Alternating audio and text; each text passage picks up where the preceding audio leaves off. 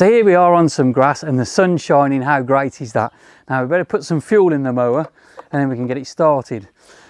And just like always, I've forgotten the funnel, so I'm not in the workshop anymore, I'm somewhere else. I'm gonna have to try and pour some in freehand. There are some little drain holes around the end, around the edge, so if you do spill it, it will go away from the engine itself. But with a steady hand, we should be able to get some in. We don't need a tank full, it'll hold nearly a litre, but we just need about half a litre in, I think, really, just to give it a test and see how it cuts and make sure everything works. So that's more than enough there, and that was nice and steady. I didn't spill any, so we'll put the fuel cap back on. Now the starting rope's over here, and now with the starting rope, we didn't pull that when we were in the workshop because we didn't have any oil in it, and I don't like to pull it either when there's no fuel in there because it's trying to pump fuel round. We've got a little primer pump on the front here that says ×3, so if we press that, 1, 2, 3, and I shouldn't think that will make a blind bit of difference because we've just put the fuel in, so we'll have to probably 6, 7, 8, 9, that's it. I can feel that now. 10 pumps, you can feel some fuel going through, and then with this you can just give a couple of pulls on there just to get the fuel round the engine, and it's the fuel's going round and the oil's gone round. Now I found out what the big lump of plastic was for. If you want to mulch the grass, which is quite popular these days, it never used to be. It was always collected off when I started mowing, but now we're mulching grass a lot, especially in the summer when it gets really dry. You can leave the clippings on top and it'll hold a bit of moisture in there and stay a little greener a little bit longer than your neighbour's grass. So the mulching plug just fits in like that, and it just literally slides in, put the grass flap down, you can start and mow, and it'll just recycle it inside. But we're not going to use that today. The grass is quite long, so we'll put that to one side and we get the grass box on. Put the grass box together in the workshop and it just clips on. There's these two hooks here and here, and these two hooks just clip on over the top. Easier said than done. That's that, and then that sits down over the top and covers the beginning of the handle. So that's all locked into place. Everything's as it should be. I'll just put the fuel out the way, move the plug out the way, and I can start the mower up. Okay. So it's all filled up with fuel. We've primed it, we've put it through. We're going to pull this rope up now, and we're going to put the rope into this little holder. And now that's how it will sit for the remainder of its life, really. It just tags in there.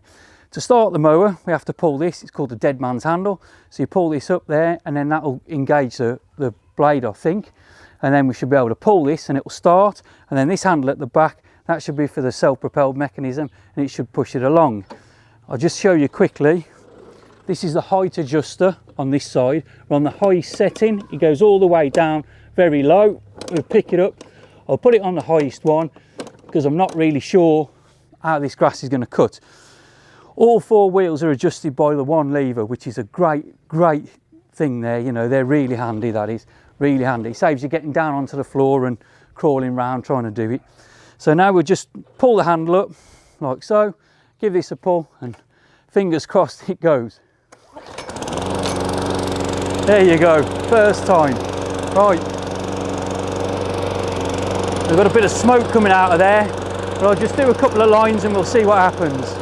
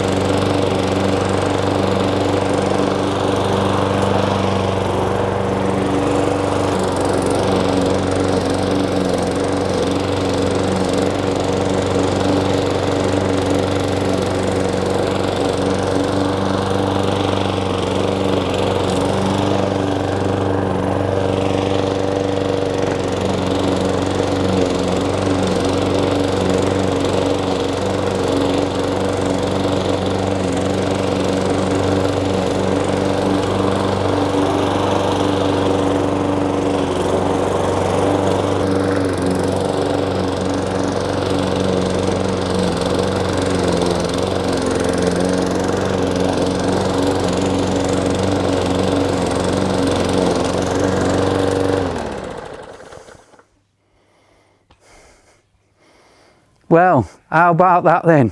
I did a couple of stripes, we adjusted the height. I did a couple more stripes, adjusted the height again, get it a little bit lower, try and get a nice finish on the lawn. We got up to here and look what happened. The grass box has come unclipped from the top. So the net's come unclipped from the frame that it sits in. So the only thing I can really do is just take it off. We'll have to go and get the recycling bin to put the clippings in. And then I'll have to put this back in and we'll have to try again. But it's not a great start, is it really? Right, I'll see what I can do.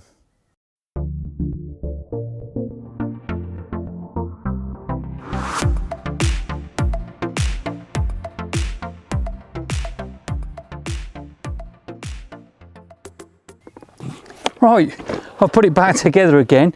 We've squeezed this in and there's a little, you can see the rubber seals just pop through on the top there all the way around. Now, the only thing I can think of is that maybe on the corners, because they're the trickiest bit, that we hadn't probably got the sealing all the way around, and because there's been a bit of weight in the box, it's pulled that down and it's just pulled out all the way around, which has forced it to come undone. So we'll put it back together and we'll try again, and hopefully we'll have a bit more success this time.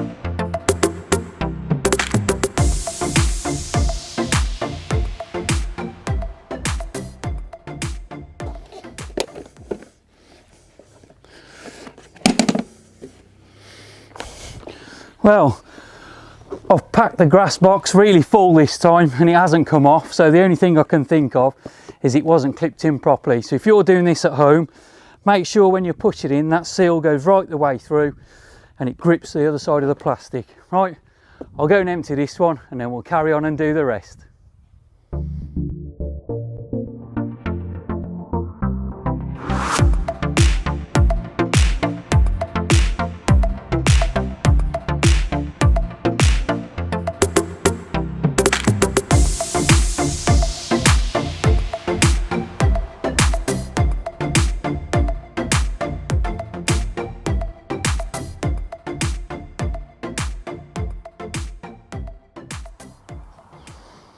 So that's the mowing all done and dusted then. We've just got to run around the edge with a strimmer and tidy it all up.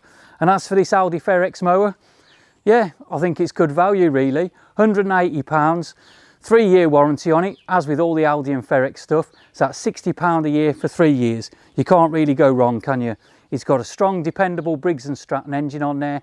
The Briggs & Stratton have been like the mainstay of domestic lawnmower engines for as long as I can remember. So I think they know what they're doing.